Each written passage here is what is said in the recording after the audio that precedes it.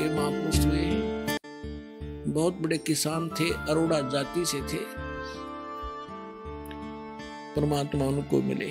थोड़ी सी झलक सुनाते हैं, क्योंकि वेदों ने बताया कि वो परमात्मा अच्छी आत्माओं को मिलते हैं जो दृढ़ भक्त होते हैं। मलुकदास नाम के अच्छी आत्मा थे, किसान थे, खत्री अरोड़ा जाति से थे। लेकिन पुण्यात्मा तो पुण्यात्मा ही रहती है। तो परमात्मा क्या लीला किया करते हैं, पहले कहीं भी किसी एक क्षेत्र में आ जाते थे। जैसे दास बता रहा था, भगवान 3 प्रकार से हमारा धारण पोषण करता है। एक तो स्थिर वहां शरीर में रहते हैं, तेजों में शरीर में, सतलोक में। दूसरा वो शिशु रूप धारण करके प्रत्येक युग में एक ही लीला करते हैं ऐसी। और फिर अन्य जो शरीर धारण करके किसी साधु संत के रूप में कहीं पर भी किसी के वहां प्रकट हो जाते हैं। और पहले तो ऐसा कम्युनिकेशन था नहीं आपस में।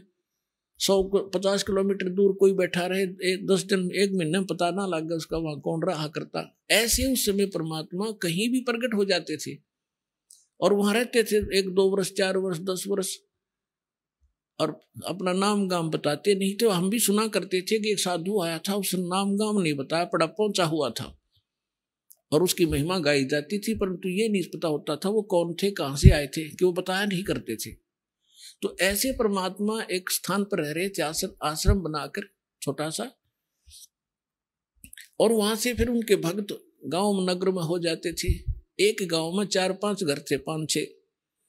तो भगवान वहां जाते थे, गांव गांव में, नगर नगर में अपना अमृतवाणी सुनाया करते थे, बोल बोल के उधर जैसी लीला भगवान किया करते।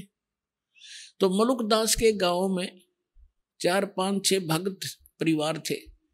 तो गुरुजी वहां गए सत्संग करने के लिए। तो सभी ने प्रार्थना की, आज हमारे घर करना, कल हमारे घर करना, हमारे घर चरण रखना। अब गुरुजी जाते हैं तो उत्तम भोजन बनाया जाता है। तो पहले दिन एक घर में सत्संग किया, बढ़िया खीर खांड का भोजन, हलवा बनाया गया। अगले दिन दूसरे के घर में, अगले दिन तीसरे के घर में। तो आसपास के लोग इस ज्ञान से परिचित ना होकर विरोधी हो जाते हैं, और जगत और भगत के विचारों का मतभेद होने से एक दूसरे के विरोधी ये स्वाभाविक हुआ करते हैं। क्योंकि जो क्रियाएं भक्तों की होती है वो जगत की नहीं होती, और जगत को वो अच्छी नहीं लगती, और भक्तों के लिए वही फाइनल होती है, उसी से उनका कल्याण होता है। जिस कारण से वो गांव का चौधरी था, 800-900 बीघे जमीन थी उस मुल्कदास के। तो उस मुल्कदास जी के पास जाकर, पहले तो मुल्क चौधरी मुल्क सिंह था वो, मुल्कदास क्यों कहा था, मुल्कदास तो पाछा बनाया भगवान ने उसको। अब चौधरी मुल्क सिंह अरोड़ा जी के पास गांव के कुछ व्यक्ति गए, जी ऐसे ऐसे गांव में ठग आ गया है और लूट रहा है, बढ़िया माल खावे है, खीर खांड के भोजन कर खाता है, और ये अपना बिगाड़ रहा सारे हिसाब किताब को। और ब्रह्मा विष्णु महेश के बारे में वो उठ पटांग बोलता है। अरोड़ा जी भी कृष्ण जी के पुजारी थे, मुल्कदास जी। तो मुल्कदास ने सोचा, बुद्धिमान व्यक्ति होते हैं वो अपने सत्र से काम करते हैं, भगवान से डरने वाले होते हैं। उन्होंने सोचा भाई ठीक है, मैं देखो पहले वेरीफाई करूंगा, फिर कोई एक्शन लेंगे। अब कुदरती वो सुबह घूमने के लिए जा रहा था, जिस रास्ते से वो जाया करते थे उसके साथ में किसी भगत का मकान था, उसमें भी उस दिन हलवा बन रहा था। हलवे की महक जाया करे दूर तक। तो उसने देखा रहा क्या हो रहा भाई। मुल्कदास जी ने, मुल्क सिंह ने देखा, वो झांक कर, क्या कर रहे हो तुम, आज किस खुशी में हलवा बना रहे हो। उन्होंने बताया, चौधरी साहब हलवा तो कद्दे बना ले, हमारे गुरुजी आए हैं, राजो आप भी खा लो, और सत्संग हुआ है, हमारे गुरुजी आए इसलिए बना रखे। तो उसने देखा कि यूं है वो गुरुजी दिखे, कहा ये कहने लगा कितने दिन हो गए तुम्हारे गुरुजी का आए। अजी आज 4था दिन है। कहाँ तुम्हारे गुरुजी को, बैठे सामने। मुल्कदास चौधरी साहब गया वहां पर, कहने लगा भाई ठग, तू करके क्यों नहीं खाता, क्यों दुनिया को ठगता है, इन गरीबों को तो लग रहा चूसने के लिए, अपना करके खाया करे। तो परमात्मा बोले, चौधरी साहब मुझे तो भगवान बगैर किए ही दे रहा है, तो मुझे क्या जरूरत है करने की। अब परमात्मा के सामने उनकी वाणी में कसक थी। तो मुल्कदास ने सोचा भाई संत है, भगत है, ज्यादा खसना ठीक नहीं इसके साथ, चलो इसने जो कह दिया सो कह दिया। तो उसने ढंग से उत्तर दिया कि एक बात बता महाराज जी, ये भगवान मुझे क्यों नहीं देता बगैर किए? परमात्मा बोले कि तुझे विश्वास नहीं है, तेरे पास वो भक्ति नहीं है जिसमें भगवान बगैर करे भी दे देता है। अब वो भक्ति तो इतनी समझा नहीं, कहने लगा कि एक शर्त रख। मुल्कदास जी बोले बोल। कबीर साहब बोले क्या? कि आज मैं कुछ नहीं खा के आया हूं, घर से निकला हूं, और शाम तक यदि तेरे भगवान ने मुझे भोजन नहीं दिया, बिना करे भोजन दे दिया मेरे बिना किए ही मैं ऐसी जगह जाऊंगा, तो मैं तेरा शेष हो जाऊंगा, भोजन दे दिया था। और नहीं भोजन दिया मुझे तो तुझे अपने खेतों में मजदूर लगाऊंगा, मंजूर है? परमात्मा बोले मंजूर है। अब वो चला गया, उसके खेत थे पूर्व में, अब जा पहुंचा पश्चिम में, गांव नगर से दूर दूसरे के क्षेत्र में। पहले जंगल बहुत होते थे, और वहां जाकर एक वृक्ष पर चढ़ कर बैठ गया।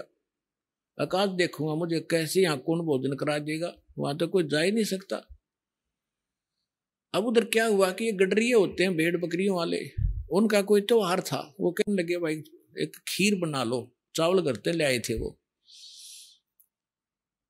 तो उन्होंने उसी वृक्ष के नीचे डेगचा बना के चूल्हा मिट्टी खोद के और वहां बना लिया, लकड़ बाल के खीर बनाने लग गए। एक दो गायें थी, उनसे दूध निकाल लिया, और वो बकरी चराने वाले दूर चले गए कि हम आ जाएंगे अपने आप, तुम तैयार करो तब तक।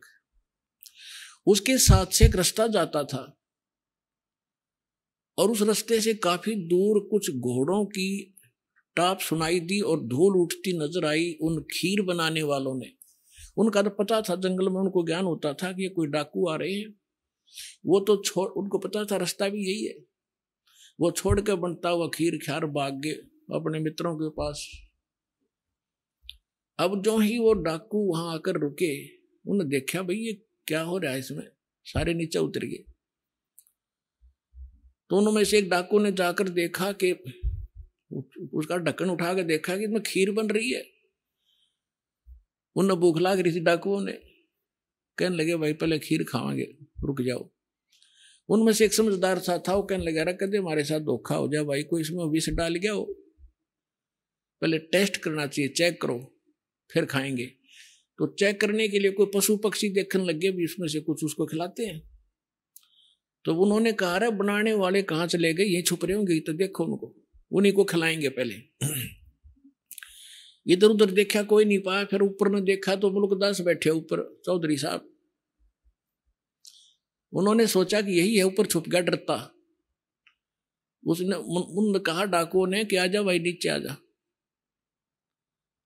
अब उसने सोचा, जब तक उसने ध्यान नहीं था कि ये कौन है, वो तो क्यों आंख नीचे बैठा था, अगेन जानते न कोई देख ना ले मुझे। तो उसने कहा कि ना आऊं मैं नीचे, मैं नीचे नहीं आऊं आज। तो उन्होंने देखा कि मारो इसको गोली, हरामजादा क्यों नहीं आता। तो उन्होंने देखा है तो भाई गोली बंदूक भी ले रहे हैं। तो बोला मारियो ना, मैं नीचे आ जाता हूं।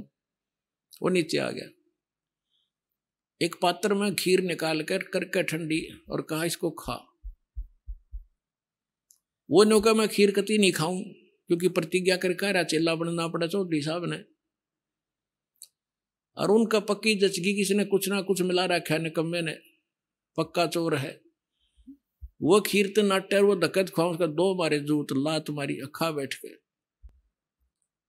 वो इतनी थोड़ी डाल रखी थी, और डाली को और खा, जल्दी पता लग गया। अगर नहीं खाओगा तो जल्दी पता लगेगा इसका।